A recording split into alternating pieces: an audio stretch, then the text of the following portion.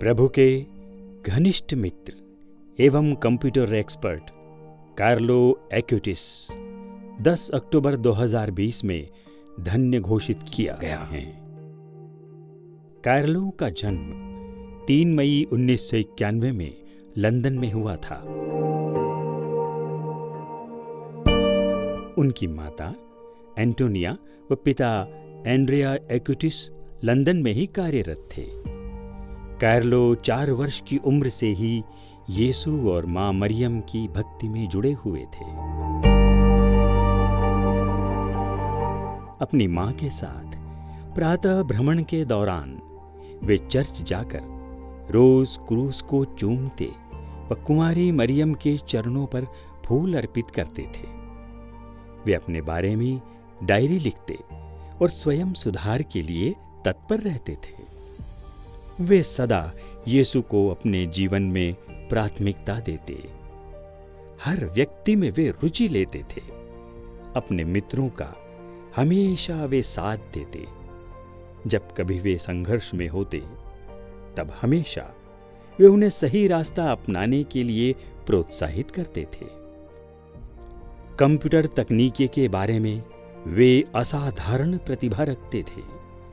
Carlo ने एक website की रचना की जिसमें चर्च द्वारा स्वीकृत विश्व में अब तक यूकरिस्तीय चमत्कारों का उल्लेख था। उन्होंने आधुनिक मीडिया के सहयोग से यूकरिस्त व मां मरियम की भक्ति को बढ़ाने में अपना जीवन समर्पित किया। कार्लो उन सब के लिए एक उत्कृष्ट उदाहरण के तौर पर उजागर हुए जिन्होंने नई आधुनिक तकनीकी द्वारा सुसमाचार को, उसके मूल्यों व सुंदरता को फैलाने में अपना योगदान दिया। ईश्वर में उनकी गहरी आस्था व अलौकिक प्रेम उन्हें प्रतिदिन पवित्र मिस्सा बलिदान में भक्ति पूर्वक भाग लेने के लिए प्रेरित करता था। वे केवल 7 वर्ष की उम्र से लेकर उनकी मृत्यु तक रोजाना मिस्सा बलिदान में भाग लेते थे। वे यूक्रिस्त को माय हाईवे टू हेवन कहते थे। कार्लो अपना समय प्रार्थनाओं व पवित्र बाइबल पढ़ने में बिताते थे। कार्लो को मां मरियम से विशेष लगाव था। वे रोजाना पवित्र रोजरी माला बोलना कभी नहीं भूलते थे। वे एक रक्षक दूत को अपना सबसे अच्छा मित्र मानते थे। उनका विश्वास था कि प्रार्थना की शक्ति व प्रतिदिन मिस्सा बलिदान में भाग लेने से व्यक्ति पापों से मुक्ति, प्रलोभन व जीवन के संघर्ष का सामना करने की शक्ति प्राप्त करते हैं। वे लगातार मेल मिलाप संस्कार ग्रहण करते थे।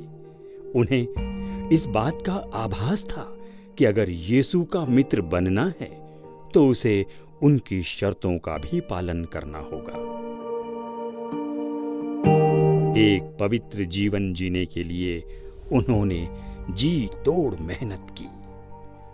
ईश्वर की इच्छा को पूरी करने में ही कार्लो को खुशी मिलती थी। अपने मित्रों को यीशु के नजदीक लाने में वे सफल भी हुए।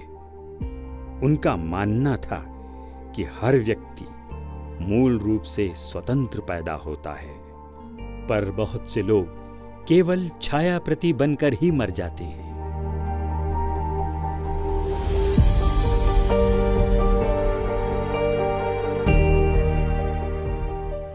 कार्लो हमेशा अपने मूल स्वभाव में रहना पसंद करते थे। वे जनमानस के दुखों व पीड़ाओं से अवगत थे। उन्हें गरीबों से विशेष प्रेम था, जिसके फलस्वरूप कार्लो आर्थिक व भौतिक मदद भी करते थे। भूखों को भोजन व बेघरों को आर्थिक मदद प्रदान करते थे। जब कभी कार्लो को नई चीजें भेंट की जाती, वो उसे नापसंद करते यदि उस चीज की जरूरत ना हो। एक बार उनकी मां ने उन्हें नए जूते भेंट किए, लेकिन उन्होंने उसे लेने में खुशी जाहिर नहीं की, क्योंकि उन्हें उसकी जरूरत महसूस ही नहीं हुई। सन 2006 में कार्लो को गलसुआ नामक बीमारी हुई। कुछ समय पश्चात उन्हें ल्यूकेमिया बीमारी का पता चला, जो काफी तेजी से बढ़ रहा था। उनकी मृत्यु 12 अक्टूबर 2006 में हुई, जब वे मात्र 15 वर्ष के थे। उनकी मृत्यु के 14 वर्ष पश्चात भी उनका दिव्य पार्थिव शरीर ज्यों का त्यों ही पाया गया। कार्लो जब गंभीर अवस्था में अस्पताल में थे, तब उन्होंने अपनी माता से कहा, मां, आप न डरें, क्योंकि यीशु के देह धारण के फलस्वरूप यीशु ने मृत्यु पर विजय प्राप्त कर ली थी, और इस सत्य का सामना हम निडरता से करें, क्योंकि अनंत जीवन में हमारे लिए असाधारण पुरस्कार रखा हुआ है।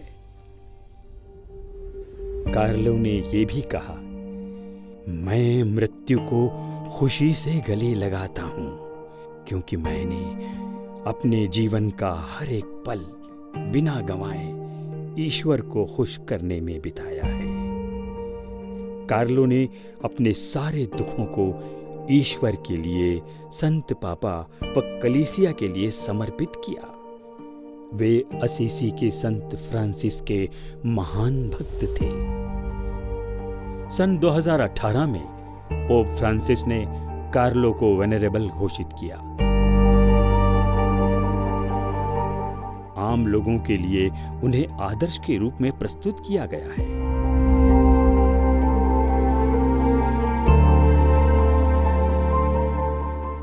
हमें खुशी है कि जैसे धन्य कार्लो एक्विटिस, जो नए सुसमाचारीकरण का आदर्श माने गए हैं, वैसे ही हमारी हार्दिक अभिलाषा यही है कि वे हमारे आत्मदर्शन के स्वर्गीय संरक्षक बनकर हमारे लिए निरंतर प्रार्थना करते रहें।